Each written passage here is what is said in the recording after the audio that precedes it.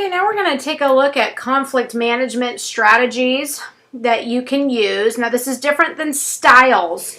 There's styles, and that's what we looked at earlier on in the chapter. And if you want to go back and review, it's pages 295 to 296. Those are the styles.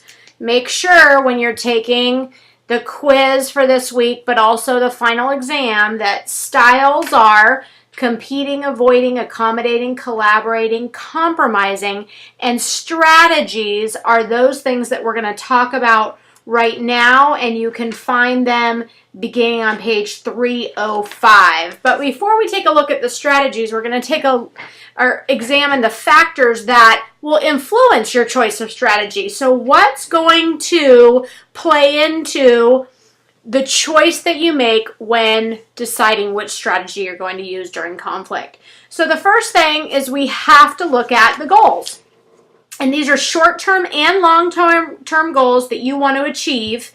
That's going to influence your strategy. So, for example, if something's not that important to you, it may be easier just to give in. So if you're having a conflict about where to go to dinner and you at some point determine, you know what, all I need is food. Doesn't matter if it's Mexican or Chinese or a burger and fries. It doesn't matter. I'm going to give in. But if your goal is to get more respect from your spouse, then that's a long-term goal that's probably a little bit more important to you. And so you're going to use different strategies. The next thing that will influence your choice of strategy is your emotional state. So you're going to choose certain strategies when you're sad, and you're going to choose different strategies when you're angry. So that's going to have a huge impact. Cognitive assessment, this is your attitudes and beliefs about what's fair and equitable. It's also going to determine if you acknowledge the fairness in the other person's position. And it's just how you're going to assess everything and the effects of your options. So you're going to determine that there's certain effects that are going to be the result of certain strategies. The next thing is your personality and communication competence. And what that is if you're shy and unassertive, you're going to be more likely to avoid conflict. Whereas if you're really outgoing and outspoken and you're extroverted, you're probably going to do more active fight and forceful fighting strategies. Last but not least is your family history. These are the topics you choose to fight about and your tendency to obsess about the conflict or to get over the conflict. Your family history and how you've seen your parents or your grandparents or whoever raised you, how they handled conflict is going to play into how you handle conflict. Now let's take a look at the first strategy. The first strategy is going to be the win-lose and win-win. Now, the strategy that's going to be beneficial is the win-win. The win-lose is the detrimental strategy. So unproductive, destructive strategy is win-lose. So if you look on your textbook on page 305, you see the categories win-lose and win-win. The first one, win-lose, that's the destructive strategy. Win-win is the constructive strategy. So win-lose is bad, win-win, good. And the same is going to apply when we get down to avoidance and active fighting. Avoidance is bad, and I've said that before. Active fighting is actually good. So that's what those headings are when you're reading them. I didn't want you to get confused because some students do get confused. So what's win-lose? Well, win-lose is basically one person gets their way, the other person doesn't. What happens is resentment, because if you're constantly losing, you're going to resent the person that's always winning. And if you're constantly winning, you're basically have more power and control over your other partner, and you don't have equality. And when you don't have equality in relationships, you're more likely to have violence, and you're more likely to be unhappy in your relationship. On the flip side of that, the win-win strategy, well, it will become much easier for you to look at conflicts as an opportunity to solve a problem rather than a fight. So whenever you have a conflict, I want you to stop and say, we are not having a fight. Our relationship is not in trouble. All this is an opportunity to solve a problem. And I know how to solve problems because there's so many different strategies available to me. Don't look at it as a fight. When both parties win, you're more likely to abide by the decisions that were made. So when you have a solution, both of you are going to adhere to that solution because neither one of you had to give anything up. Neither one of you totally lost whatever your goal was. You actually achieved your goal. And you can also feel good about yourself. So you both are able to preserve your positive face because you actually handled it quite well. You didn't push for your agenda. You didn't make sure the other person didn't get what they wanted just because you could. You actually worked together, and so you feel good about yourself. You feel good about your communication patterns. You feel good about your relationship that you're able to work together. It's an interesting example in your textbook on page 305, and I just want to spend a little bit of more time on it because it pertains to our win-win paper that's coming up at the end of the semester. So let's say you have a couple, and the couple, one person wants to spend money on a new car, and the other person wants to go on a vacation. When I identify those goals, there's also unmet needs underlying those goals. And in your paper, I ask you to identify your unmet needs. And this is a step that most couples engaged in conflict, most friends, most family members engaged in conflict overlook understanding. So if somebody wants to spend money on a new car, my guess is that their old car, we're going to assume, we're going to say that their old car is unreliable. So what is their unmet need? Their unmet need is probably safety, because safety is a need that all people have. Everybody wants to feel safe. So that's their need.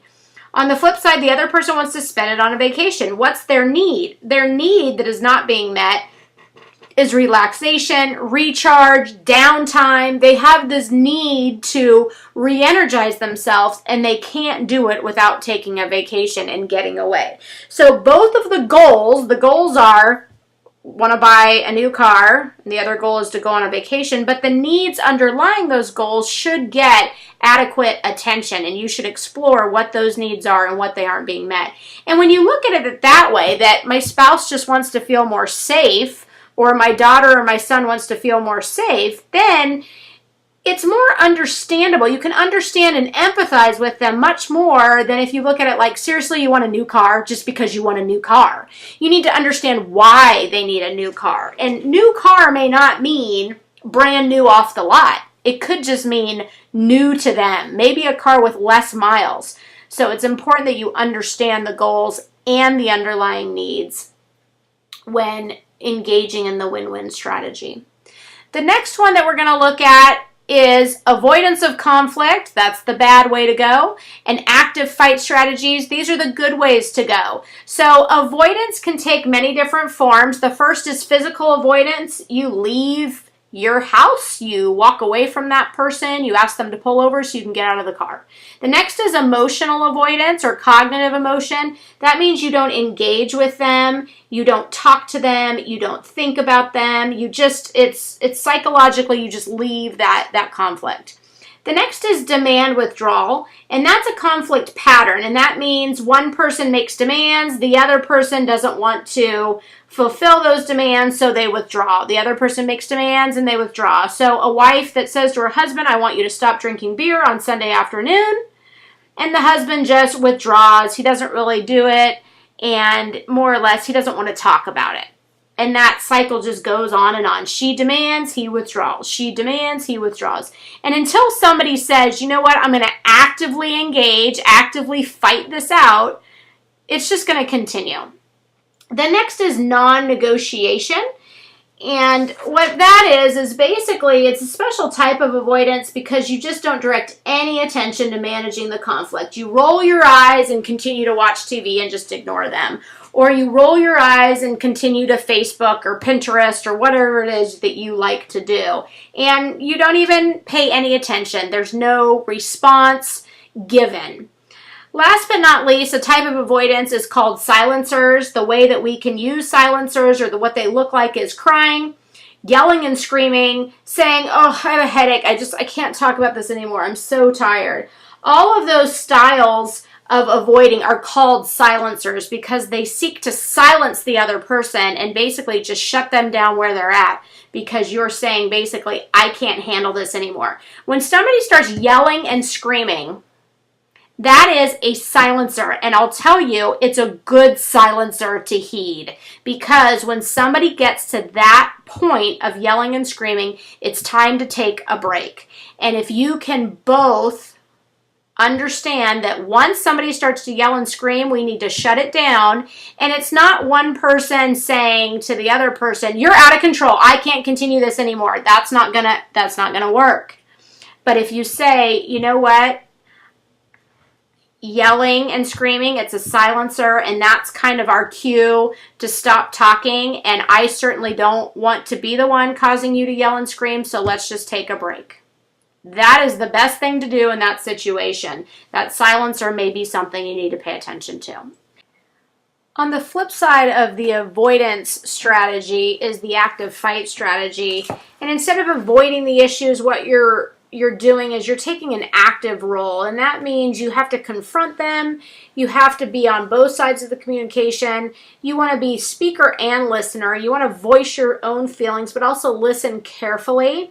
It also involves taking responsibilities for thoughts and feelings, so it's using the I language that we spend time on this chapter in one of the assignments, and it's saying, I feel blank when you do blank. I don't know if it's because of this or this, but I need this, or I would like this. So it's important that you do express your feelings, but you do it in a way that doesn't make it sound like, you just need to be heard. You're doing it in a way that helps them understand, and it's that 4-part strategy that is most effective. You don't want to deny your responsibility that everybody thinks this, or so-and-so thinks you should do this, and that sort of thing, or other couples don't, do this. And really what you have to say is, this is how I feel when you do this, and this is what I would like. So that 4-part I language strategy that your textbook doesn't really get into a good amount of detail here on page 306. So that's really the best way to engage in active fighting strategies, is to use that I language.